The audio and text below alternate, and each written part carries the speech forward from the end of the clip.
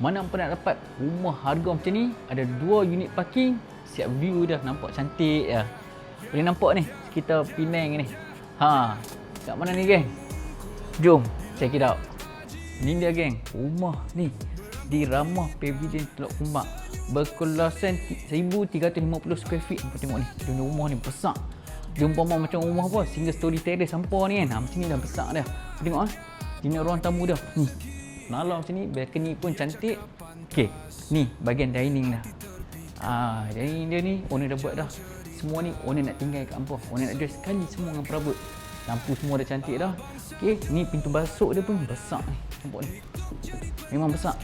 Dan ni bahagian kitchen dia geng. Bahagian kitchen dia dah ada dah. Kitchen cabinet. Ni semua owner nak tinggal ni kat hampa. Hampa beli ni. Memang puas hati lah. Dan ni bahagian laundry area. Laundry area ni basic. Okey. Dan ni dah ada sliding door dah kat sini. Hampa nak masak, hampa boleh tutup. Buka. So privacy. Bau tak keluar. Jom kita tengok bahagian bilik. Yang ni bahagian bilik paling besar geng. Ni master bedroom dia. Aku rasa master bedroom dia ni 2 kali ganda besar kot. Besar dah. Tengok hampa tengok. Besar ni. Ni semua ni owner nak tinggal. Aircon, katil, ni bahagian wardrobe ni. Semua owner nak tinggal kat hampa. Hampa masuk tak buat apa dah. Dan ni ada satu toilet kat sini. Toilet pun besar juga. Okey, semua ni dah ready dah untuk hampa. Rumah ni ada 3 bilik. Ni bilik kedua. Bilik kedua dia pun besar ni geng. Dah ready dah katil dengan perabot semua. Aircon pun dah siap dah semua. Semua dah lengkap dah untuk hampa.